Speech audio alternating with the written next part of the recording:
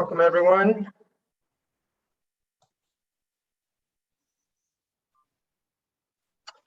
My name is Peter Sporn. I'm a member of the Jewish Voice for Peace Health Advisory Council Steering Committee, and I welcome all of you to tonight's conversation with our guests, Armen Henderson and Ahmad Abuznaid. We are going to be covering the topic of racism, colonialism, and Black Palestinian solidarity. Before we begin, I want to let everybody know that this conversation is being recorded. I'm going to say just a word for you about the Jewish Voice for Peace Health Advisory Council. We are a network of JVP members who work in health, including physicians, nurses, mental health workers, social workers, public health workers, allied health professionals, complementary health practitioners, as well as others who are interested in human health. As equity and social justice are fundamental determinants of health, so health and mental health status can provide a lens through which to view the conditions of populations living under occupation and blockade.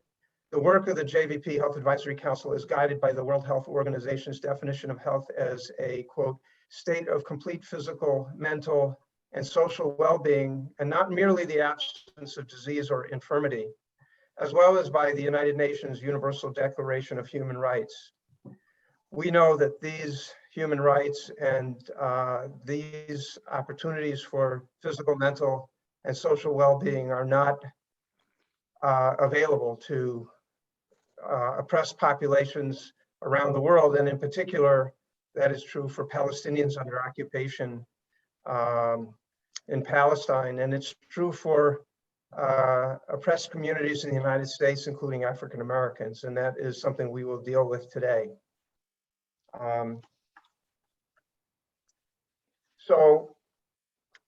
Before I introduce our two guests and conversationalists, I do want to mention a couple of things. So we have held a webinar series every 3 months for the past 2 to 3 years. Our next webinar will be on December 5th, Sunday, at 1 p.m. Eastern Time, 10 p.m. Pacific Time, with Gada Mahajle from Physician for Human Rights Israel, who will discuss the impact of occupation and siege on cancer diagnosis and care in occupied Palestine. Also, you'll receive a survey after this webinar, and we look forward to your comments and suggestions. We will read them all, and we will take them seriously. One other housekeeping item, everyone except those who are participating in the conversation is going to be muted by the host, but we do encourage you to put comments and put your questions into the chat. At the end of the conversation, we'll be having a question and answer period, and my colleague Alice Rothschild will be moderating that. And we will try to curate the questions and combine ones that are similar. And I'm sure, given the number of people on the webinar, we won't be able to get to everybody's question, but we will do our best to get to all of the important questions that we have time for after the main conversation. So without further ado, I would like to introduce our speakers. If you'll give me a minute, okay. So today we are in conversation with two important activists. First, I'd like to introduce Dr. Armen Henderson, who's an assistant professor at the University of Miami Miller School of Medicine and director of health programs with the Dream Defenders. He's also founder of the Dade County Street Response, which is a disaster relief and community medic team. And he completed medical school at Meharry Medical College and did internal medicine residency at Jackson Memorial Hospital in Miami. Recently, he's been active in responding to vulnerable communities since the start of the COVID-19 pandemic, particularly working with those who are unsheltered in Miami. And his areas of focus are climate change, street medicine, disaster preparedness, gun violence, social determinants of health, and community organizing. Also, we are honored to have with us Ahmad Abuznaid, who is the executive director of the U.S. Campaign for Palestinian Rights. After completing law school, Ahmad went on to co-found the Florida-based Dream Defenders, of which Armen is a member and an active leader. And the Dream Defenders were founded in response to the killing of Trayvon Martin. While in leadership at Dream Defenders, Ahmad championed racial justice issues across the United States and successfully led several delegations of organizers from the U.S. to Palestine. After leaving the Dream Defenders in 2016, Ahmed has served, since leaving the Dream Defenders in 2016, Ahmed has served as the executive director of the National Network for Arab American Communities until 2019, and currently he is, as I said earlier, executive director of the U.S. Campaign for Palestinian Rights. So now,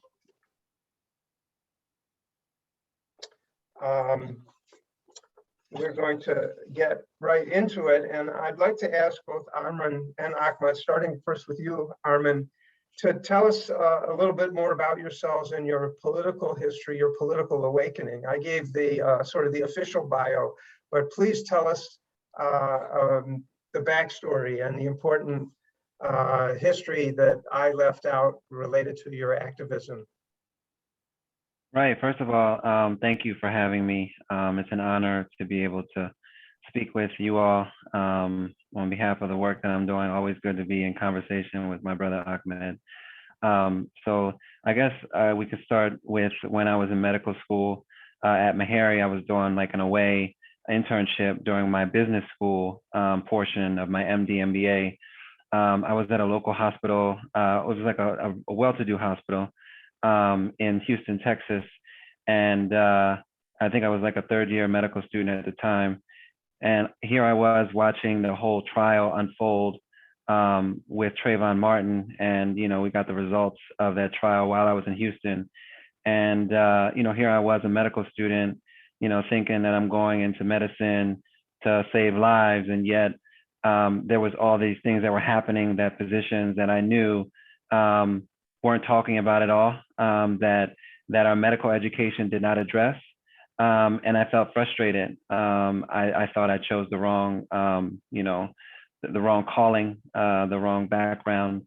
And I think at that moment, I was really trying to figure out how I could still be a physician and continue the work of organizing and abolition. And what that would look like. And again, you know, I didn't really know anybody who was doing anything similar to what I wanted to do. So fast forward, you know, I ended up, you know, getting accepted into residency in Miami. I thought I was going to Philadelphia, where I'm from. And when I got to Miami, I remembered a speech that Phil Agnew, who co-directed Dream Defenders, he was ousted from like the Million Man March, the second one that they had, and something about having 5 minutes. And it really stuck with me, you know, his words. And so when I got to Miami, the first thing I did when I touched down was to find Dream Defenders and just to start this listening project, to see what campaigns they had going on, to see what connections they were drawing between, you know, the field that I was in and the organizing that they were doing. And what conclusion I came to was that all the things that social justice, you know, organizers do is organize around the social determinants of health. And so that was my connection to medicine in general. And so all the programs that I do as director of health programs with Dream Defenders are around social determinants of health. So the alternative to 911 line, the free clinic that we have, the street medicine team, all these things are from an abolitionist view.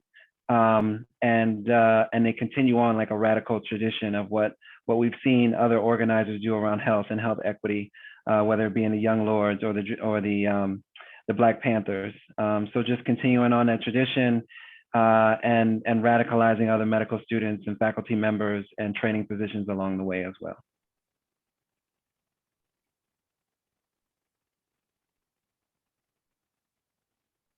Thank you for that history. I think that is um, helpful in terms of our understanding you. And I don't know if there are any young people on the call, but if there are, I think that's instructive for anybody who's thinking about how they can make a difference in the future.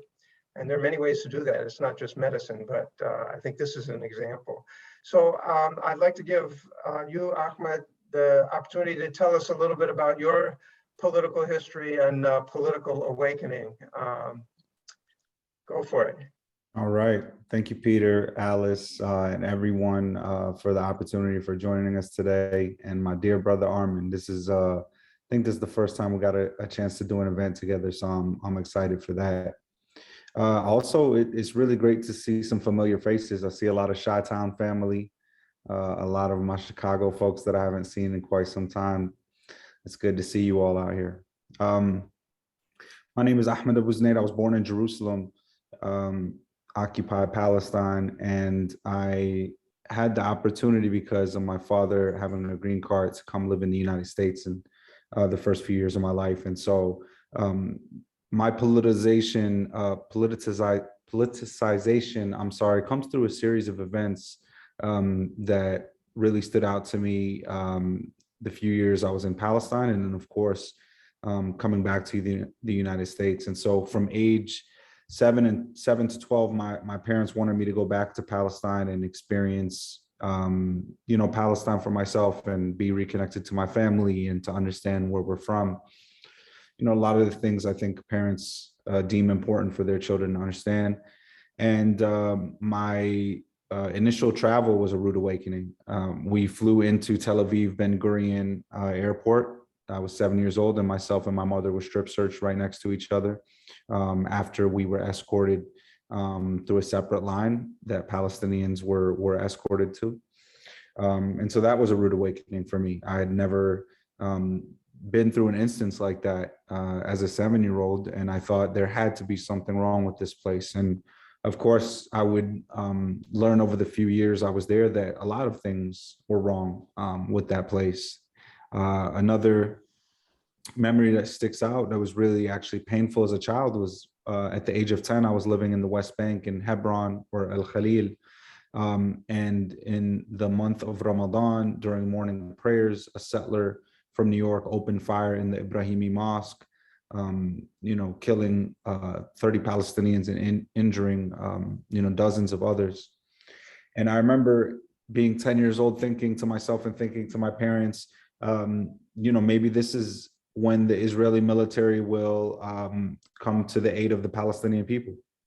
We had just been massacred by this gunman, and I thought that if a military was formed for the purpose of protection of people, for security of people, for the betterment of humanity, these are the ideas that you have about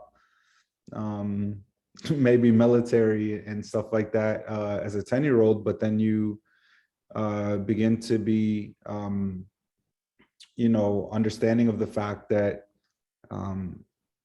militaries and foreign policies and wars are conducted with a purpose. And rather than help us in that moment, the Israeli military conducted what's called Mamnu'at Tajawul, which translates to curfew.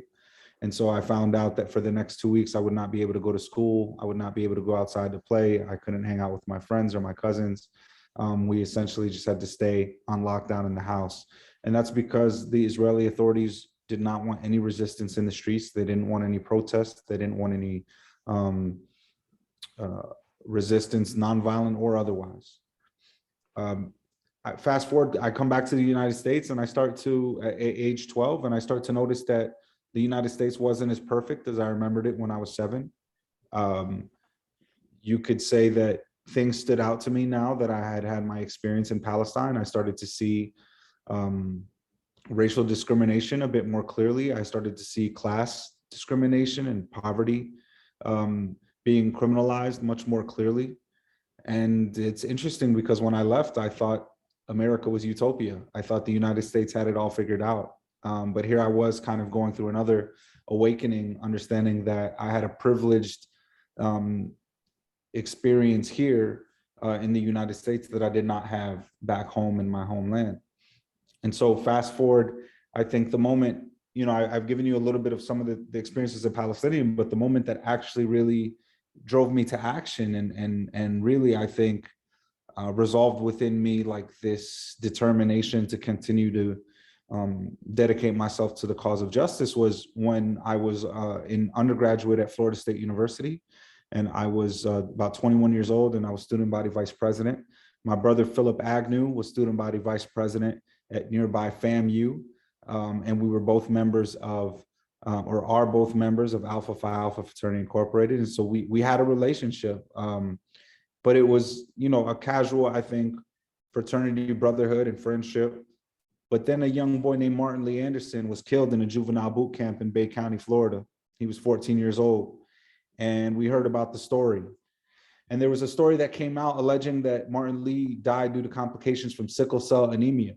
And I started to learn from, my Black comrades that really wasn't how it just happened, just like that. And lo and behold, the video is uncovered, which showed the guards in a juvenile boot camp beating on Martin Lee until he collapsed. And at that moment, we decided something needed to be done. And at that time, Jeb Bush was governor of the state of Florida, and we did a sit-in, and we occupied his office and slept on the floor for about, we occupied the office for about 30 plus hours until Jeb Bush came back from Iraq. Interesting, really, in hindsight, how in that moment he was, supporting and giving air and breath to an illegal war, an invasion of Iraq that, has clearly left, hundreds of thousands devastated. And we called him back to Florida, where there were also people feeling devastated after the murder of this young boy. And so I'll stop short by saying we accomplished some of our goals. We did not accomplish a majority of our goals when we launched that campaign for Martin Lee. But years later, many of the folks that launched that campaign for the Student Coalition of Justice, we came back together to found the Dream Defenders. And we'll talk about that soon. So I'll end there. Thanks, Peter. Thank you, Ahmed, for sharing those stories and that experience and your coming of age. And I guess I would say, again, if there are young people listening, this is an inspirational story. And I think it tells us how someone can grow up to move into a position to make a big difference. So anyway, back to you, Armen. So Armen, you came to national attention, to the attention of national news media as a result of an incident that occurred in April of 2020. I'm sure some of the people on the call know a little bit about that, but many probably don't. This was during the early days of the COVID-19 pandemic. Can you tell us about that incident, what you were doing at the time and why, and how that situation has played out? Yeah, so, I got arrested in the midst of serving tents to unsheltered people who lived in downtown Miami and Overtown, the majority of them being like middle-aged Black men. And in a place like Miami, you see the palm trees and the clear blue water, but what you don't see in the background are people who can't pay rent, are people who are subject to these laws that criminalize them for the conditions that they find themselves in. And because we run a disaster relief team at the behest of community members, because we know that governments just aren't good at responding to vulnerable communities, and we see those crises play out again and again here in Miami because of climate change and climate disasters related to hurricanes. And so when COVID-19 presented itself, we knew that it was going to be the same governmental neglect of these vulnerable populations. And so we decided to basically target this population, to advocate on their behalf, to organize them through campaigns and through programming. And we set up, a shower site that ran for 12 hours a day for like 7 or 8 months, where people could just wash their hands and have access to a place to go to the bathroom, just normal things that that we take for granted of in normal America. And so, you know, as part of that, we were also providing people with tents. It just so happens that in Miami, the individual who runs the Homeless Trust, his name is Ron Book. He's probably one of the most powerful lobbyists in the state of Florida. He also happens to be the largest prison. He's a prison lobbyist for the largest corporation in America, which is Geo Group. And Geo Group, you know, ends up taking a lot of the contracts for immigrants, detention centers, and locking up a lot of Black and brown people. But the reality is that a lot of the individuals who are unsheltered actually end up in these prisons as well after they're being criminalized. And so, you know, as the Dream Defender and our campaign for advocacy, we were calling that out. We thought it was a conflict of interest for an individual to be the largest prison lobbyist and then be head of the Homeless Trust and serve individuals in Miami-Dade County that were mostly Black and brown, people that we knew that he didn't like, that we know in a majority Cuban government that they just don't care about. And so we were calling that out, their budget, how much they got, what they were actually doing, and showing through programming how, you know, during COVID-19, it'd be a more humane response. So in the midst of us, you know, calling those things out, we had a press conference with maybe 40 local news organizations. And the morning before I was supposed to drop these tents off, I was like loading them into my van. A police officer approached my home, and within 30 seconds, he had me in handcuffs. My wife had to come out and show, you know, my ID to prove that we lived there. And, you know, we know what happens with police. You know, Ahmad talks about occupied territories. I'm from Philadelphia, inner city Philadelphia, in one of the poorest zip codes in America. And so police forces act in this way towards, you know, Black and brown youth, specifically men. And so, you know, I wasn't really surprised that I got pulled over, and I pretty much just brushed it off. And my wife was so upset. She's an immigrant. She's from Ethiopia. That she wrote, you know, that she was, you know, pretty upset on the internet. And then it pretty much spread around the world. And what we found out from that was that that this police officer, who was a sergeant, he had 12 use of force complaints. He had 6 civilian complaints. And yet, you know, given all this evidence that he was probably a bad actor or a bad apple, as they would say, he was still allowed to be promoted and continue on as an officer. And then we started looking at the Fourth Amendment rights and what it means for people to be frisked, and then to find some sort of evidence later to corroborate why you stopped the individual in the first place. And then after that, like right now, what's going on is that we're finding that our commissioners locally are using the police force as dispatch. And it's like one of the newest articles that just came out. Our police force is under FBI investigation because of the way in which the commissioners and other elected officials use police officers as their personal like army. And so I'm sure, you know, Ahmad knows, you know, about that where he's lived. But it's not uncommon here, and we just really uncovered some really astonishing truths about the police and how they function here in Miami-Dade County. Thanks for that explanation. Certainly, you know, you mentioned the Zeo Group. The Zeo Group is active all over the United States, but I believe they are big time players in Israel and in occupied Palestine as well. Ahmed may have more to say about that. I want to actually move on to talk a little bit about some of the health and human rights issues that are at the center of what we in the Health Advisory Council view as our critical mission. So we recognize that inequality and injustice in relation to health exists all over the world. We certainly believe that ensuring healthy living conditions and providing access to health care are a primary responsibility of governments. We view the failure to provide these resources or to do so equitably as a fundamental violation of human rights. So Can each of the two of you talk about the health and human rights issues? And I know, Armen, you've really begun to touch on this already, but the health and human rights issues and challenges that are faced by the communities that you support and serve. And so I think because you spoke a little bit about that already, Armen, I'm going to kick it back to Ahmad to talk a little bit about that in relation to Palestine. Perhaps both in the occupied territories and within 48 Israel itself.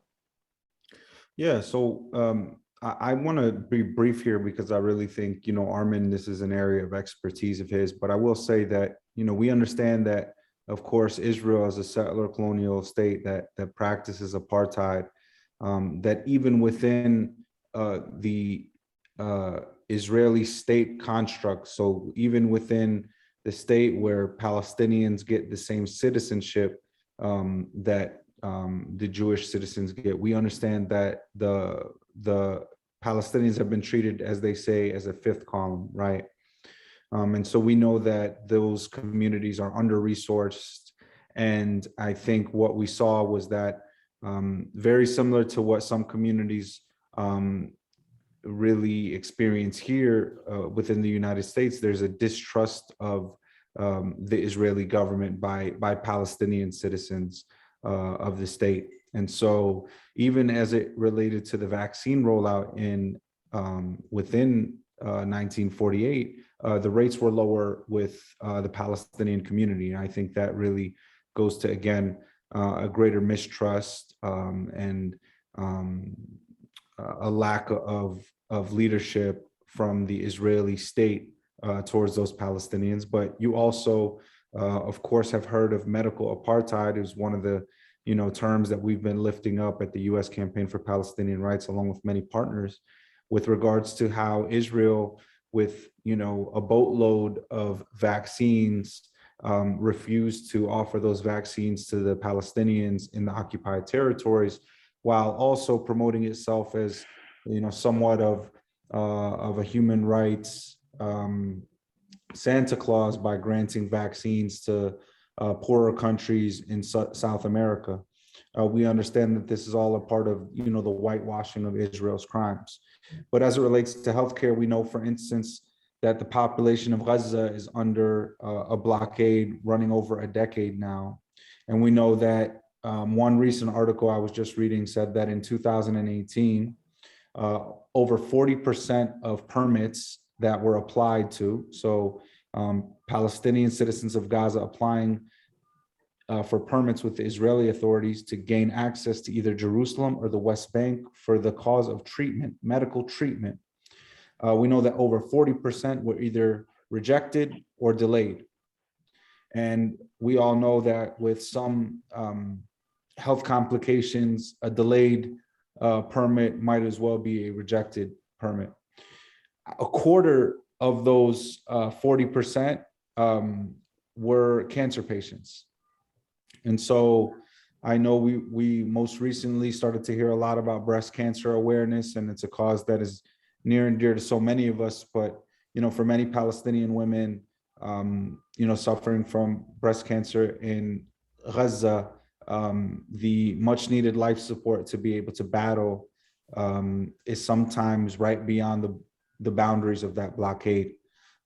So, just lifting up those couple of examples, I think, and understanding how Israel controls the movement of every aspect of Palestinian life, whether in Gaza or the West Bank, how Palestinians do not have access to borders without Israeli authority approval, how we do not have access to airports without Israeli authority approval. You can see how complicated health can be for the Palestinian community.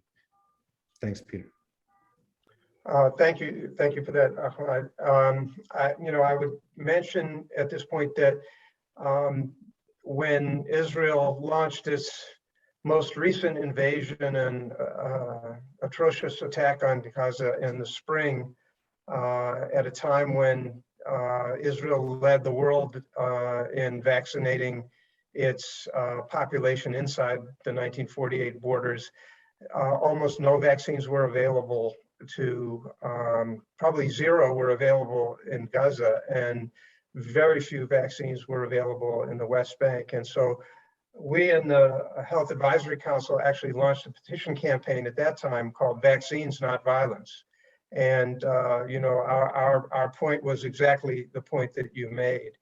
And this is reflected in statistics that maybe aren't well known.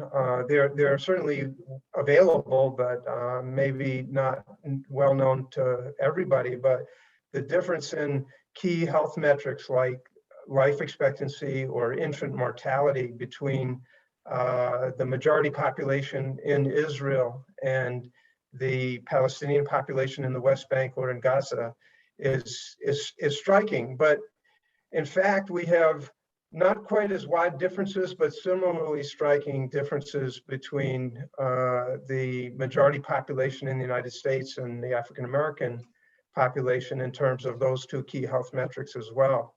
And we know that those disparities actually were greatly exaggerated during COVID-19.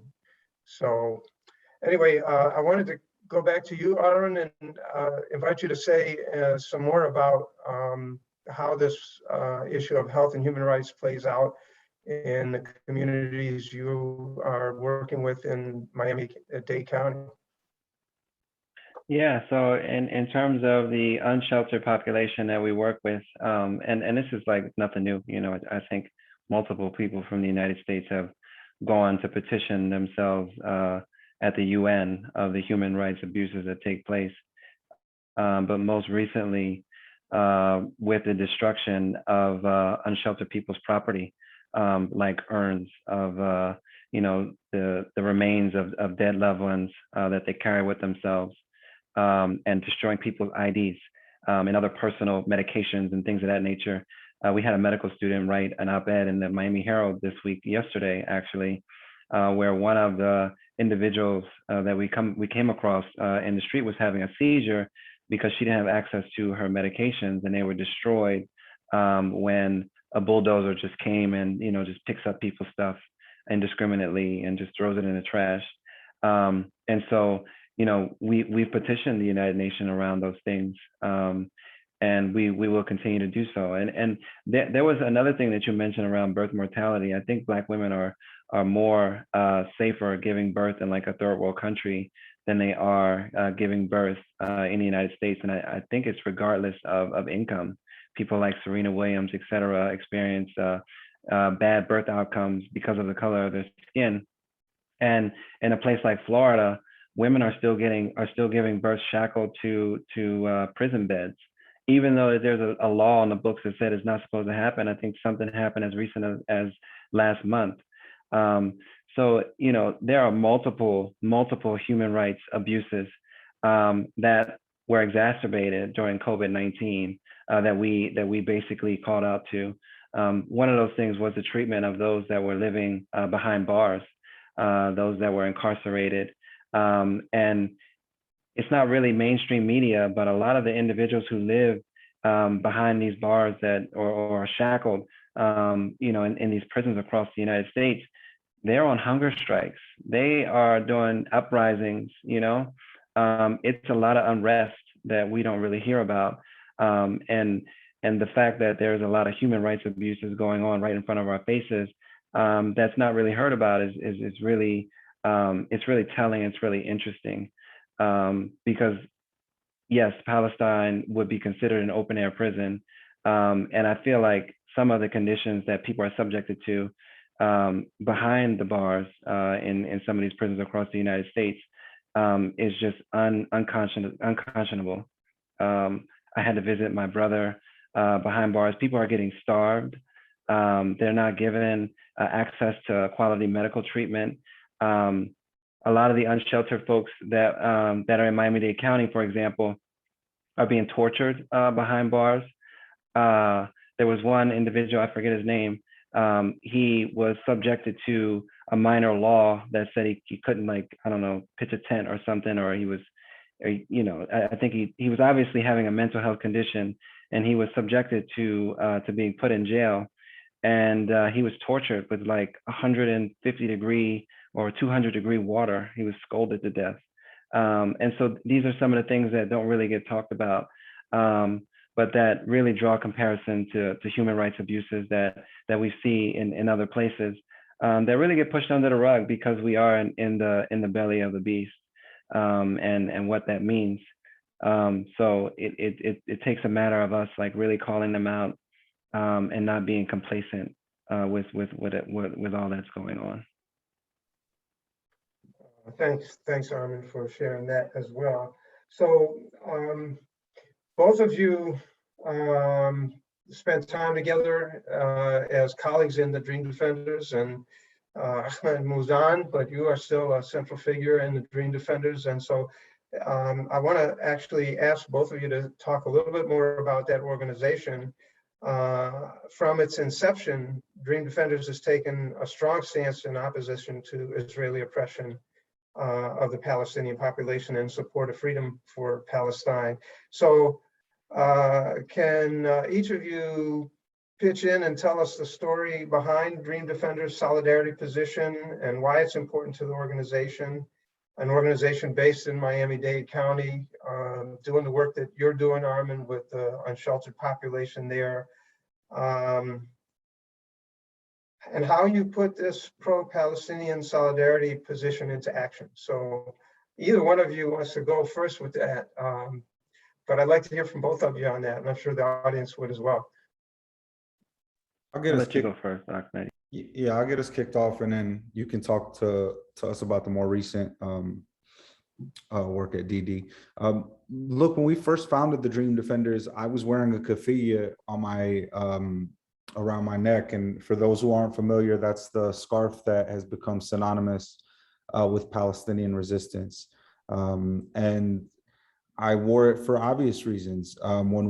When Trayvon Martin was killed, it really, again, similar to Martin Lee Henderson, screamed out to me that, you know, state-sanctioned violence was related to vigilante violence and was combined a lethal force against communities facing racialized oppression. And so during the initial march, where we marched from Bethune-Cookman and HBCU in Daytona to Sanford, Florida, where Trayvon was killed, we had a lot of conversations around state-sanctioned violence and vigilante violence, and how the state either protects or endorses and even propagandizes to create these vigilantes, you know, hell-bent on violence. And, you know, we talked about the type of organization Dream Defenders wanted to be, how we wanted Dream Defenders to be an organization that was lasting and had a grounded legacy, you know, that, you know, would stay a part of the fabric of Florida, you know, for some time in the future. And we started to think about internationalist politics. And even though Palestinian, you know, Palestinian liberation and the cause of Palestine was one of the most immediate internationalist causes for us at the Dream Defenders, we also invested heavily in delegations to Mexico and Brazil.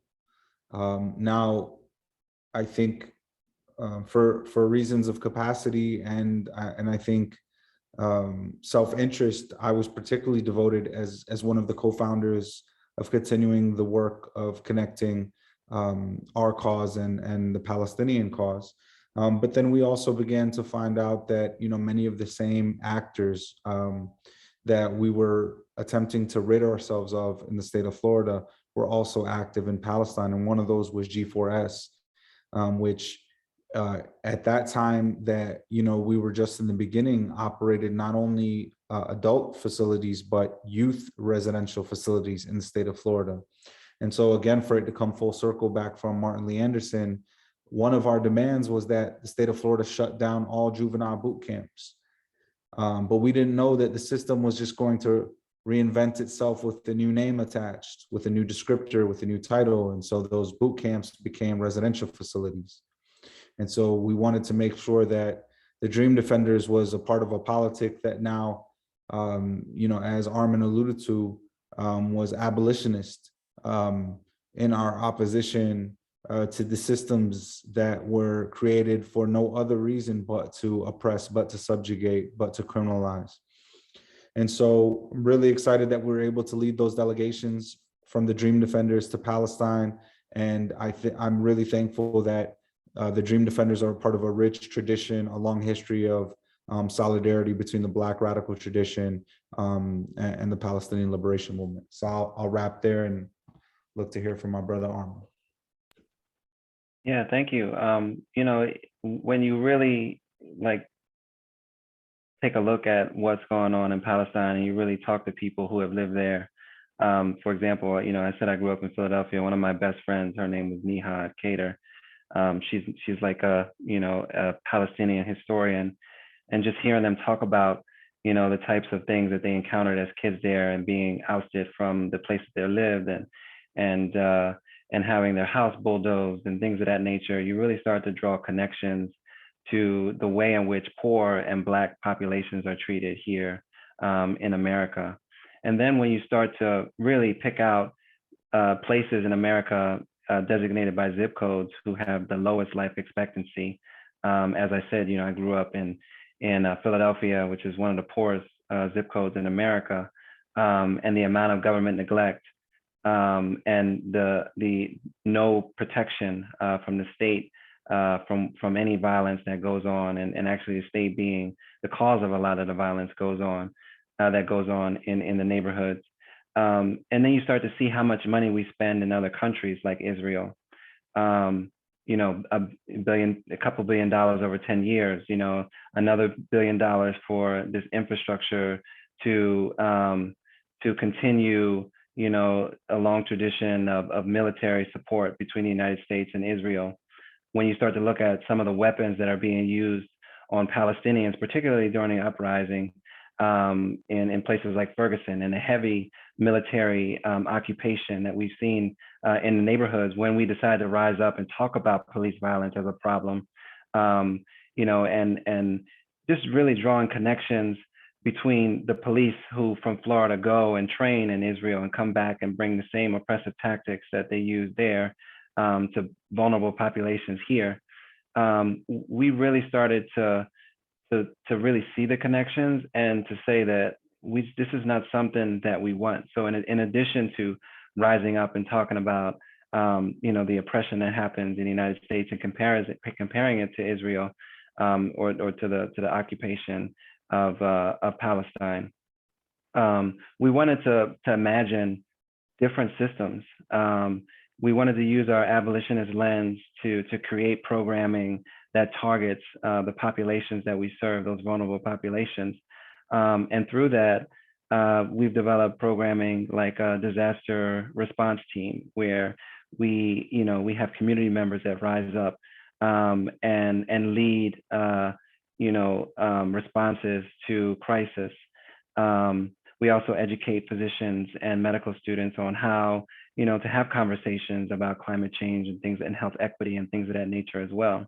The Alternative to 911 line, which we're launching in January or February of 2022 with the Dream Defenders, focuses specifically on the mental health crises and how, you know, we don't want to criminalize people who are basically, a lot of the individuals who are living on the street end up having mental health conditions, but they're also the people who end up getting shot the most by police, shot and killed by police as well. And so creating systems that we train individuals in the community to respond to those sort of calls. The free clinic that we have that turns into a field clinic if a disaster were to occur. These are the things that we spend most of our time putting into place, because it's one thing to talk about the system and to really, you know, get a good grip on you know, what's happening. But now we're at a point where we have to respond, and that's where we are. And I enjoy working with Dream Defenders and putting those processes into place and bringing a lot of the people from the medical industrial complex with me, because the reality is that a lot of physicians are also tired. And I think it was a rude awakening during COVID-19 when they had to dress up in trash bags to respond to people who had COVID-19, and they died, and their loved ones died. And and really looking at the system for what it is, in which physicians are working class individuals. And really, at this point, we need to unionize, and we need to identify with other working class populations to bring about the change that we want. So in addition to like a racial equity lens, we also talk about the class lens within medicine as well. And a lot of the programming and things that we do through Dream Defenders is very well supported by people in the community, and we're going to continue to do what we have to do. Wow. That was a lot. And, we could continue to unpack the richness of the comments that you have both just made. We are almost 10 minutes from the hour, and I do want to allow for Q&A from the many people who are on the webinar. I did, before we do that, want to just kick it back one more time to Ahmad, because we've talked so much about Dream Defenders, and Dream Defenders, I think in many ways is a model organization, really in the tradition of other organizations in the United States that have, other Black-led organizations that have supported Palestinian freedom, going back to SNCC, the Student Nonviolent Coordinating Committee, the Black Panther Party. So I wanted, Ahmed, I wanted to give you the opportunity to say a word or two before we open it up for a Q&A about how solidarity with the struggle for freedom and the struggle for Black freedom in the United States links to the mission of the U.S. campaign for Palestinian rights. Yeah, thank you for that, Peter. So first, I'll say a little bit about the U.S. campaign. The U.S. campaign was founded by a handful of activists about 20 years ago now, actually. We are in the 20th year since the founding, and it was established by folks who were concerned with U.S. funding continuing to go to support the military occupation. And so actually the first name of the organization was the U.S. Campaign to End the Israeli Occupation. And, just a few years ago, there was a rebranding around centering, the demand for Palestinian rights and centering Palestinians as, a community that, was deserving of justice and self-determination. And important to note that we used to be a membership organization. We're now situated as a network. And what that means is we work in different coalition spaces with different movement partners, both local and national, to focus on localized victories that will allow for us to establish the building blocks necessary to get to the goal, the mission, the value add that we think the U.S. campaign for Palestinian rights plays, which is seeking to end all military funding to the state of Israel, and how that relates to solidarity with the struggle for Black liberation, for Black justice in the United States. And I would just briefly mention the Movement for Black Lives policy platform, where they talk to us about a model of divest to invest. And so if we were to understand that, a fraction of the military budget could be rededicated and repurposed to establishing programs that would right the wrongs of yesterday, whether that would be through mechanisms like reparations, or whether that would be through mechanisms like abolition or defunding the police or ending mass incarceration, we can see how not only those I think budget shifts from military to domestic, but even within domestic, what are our priorities, whether we're talking about policing or healthcare as alternatives that we would be investing in as a society. And so rather than have our police go off to train in Israel on counterterrorism, I'd love to see more compassionate first responders trained so that, Armen and Dream Defenders aren't alone trying to, service and provide for the shelterless people of Miami, especially during a pandemic, so that the people of Flint, Michigan don't have poison and lead in their water while living around some of the greatest natural water, reserves that we have in the US. So I think it's clear to us that there needs to be a mind shift, a fiscal shift, a shift in dedication for this country to not only give the Palestinian people their just due, but obviously the American people from all the different communities that make up the American people, but the American people are deserving of justice as well. Thank you for those words of wisdom. And so we have a little bit of time left before the top of the hour. And so my colleague and comrade Alice Rothschild has been monitoring the chat and I think curating the questions. And so Alice, I'm going to turn it to you to offer up some questions from the audience for Ahmad and for Armen. You're muted.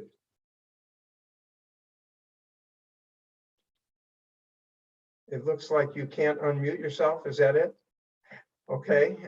Well, then I am going to look at the chat, which I have not been doing because I've been listening to the inspirational words from our two guests. But I'm going to quickly scan through here and pass on what appear to be some questions. A lot of them are comments and seconding things that the two of you guys have said.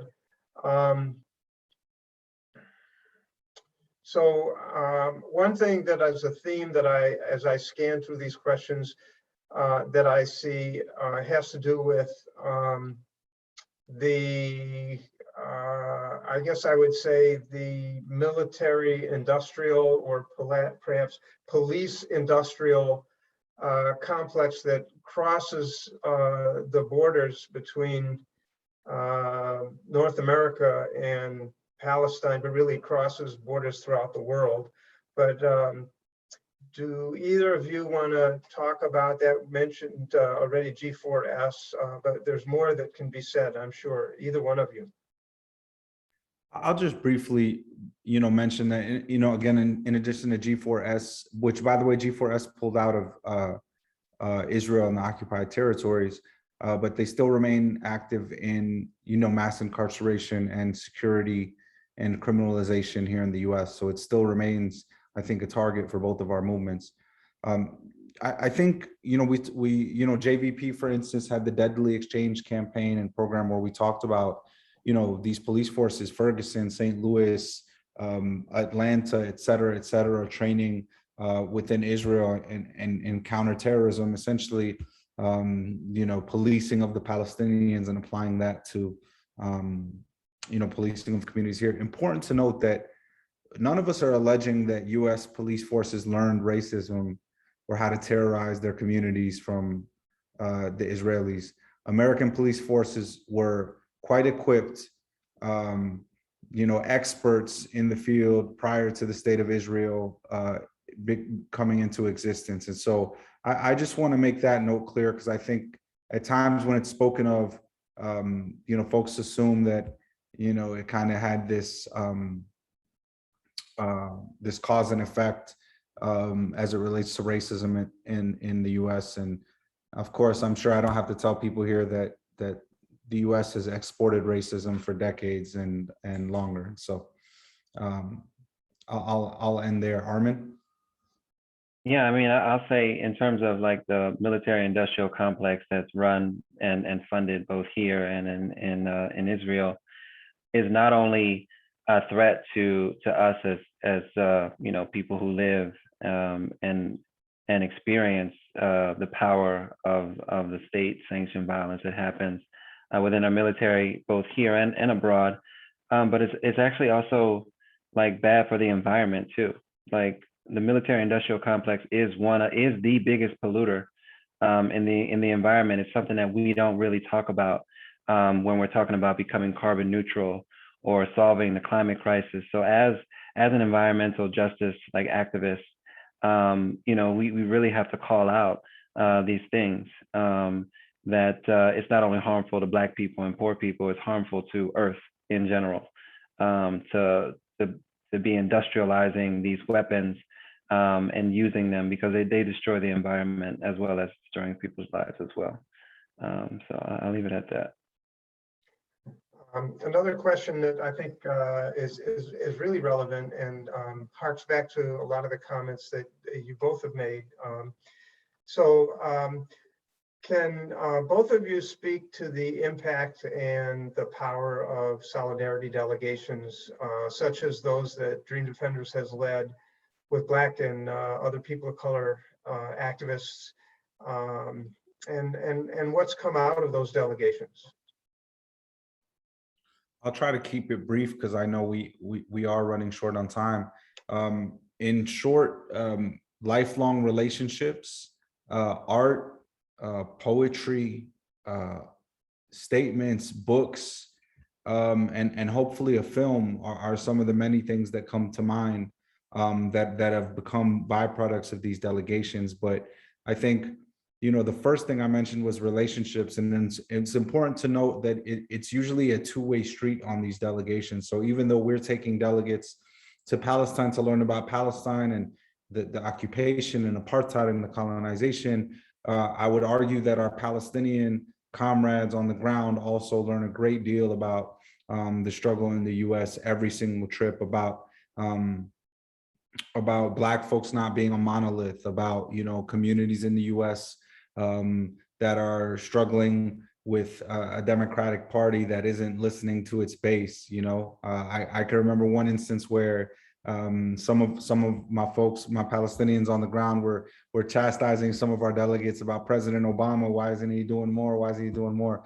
And then the delegates turned around. They were like, "We got problems with President Obama too. Like we got this. We got this." And I love those moments of exchange because I think there's such a greater appreciation for the humanity, for your counterpart in the struggle, when you understand that we're actually invested in this thing for each other. Armen. Yeah, I mean, I think it's very important that we take delegations to places like Palestine and draw connections between our struggles. I was actually supposed to go to Palestine before COVID-19 hit, and I didn't get a chance to, and hopefully I will. You know, after the next delegation that Dream Defenders takes, if they do. Yeah, I mean, as we mentioned, it's rooted in a long tradition, and it's important for us to go and tell our stories, not just to like Palestine, but everywhere, you know, to other countries, to let them know our struggles, because I mean, the reality is that they only get what they see on TV, and that's an inadequate picture of the life that we live.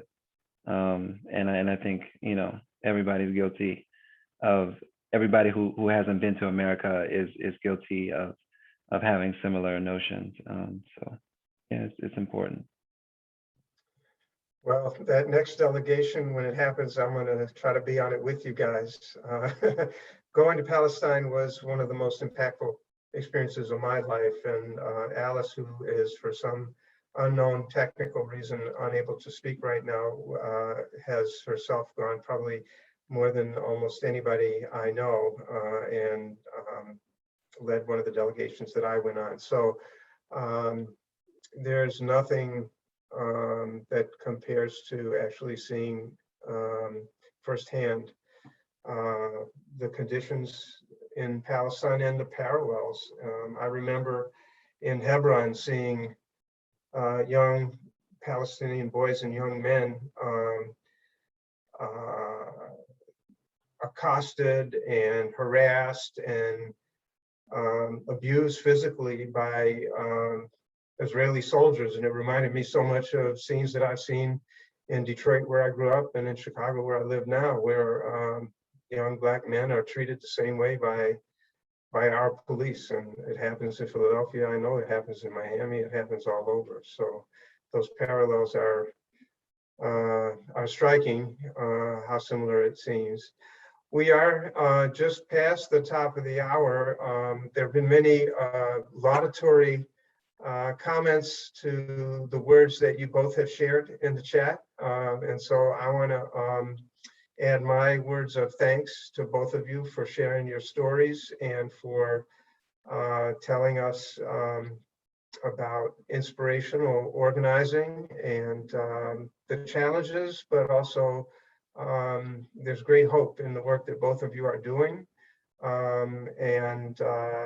As a member of the Jewish Voice for Peace Health Advisory Council, we look to this type of work from both of you and the organizations you work with as examples.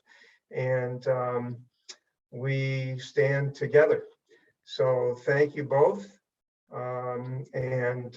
We will continue our communication, and I invite everybody to again answer the survey and log on to our next webinar on December 5th. And thank you everyone for listening. Okay. Thank you, everyone. Good night. Thank you for having me. Yes, good night. Okay. All right.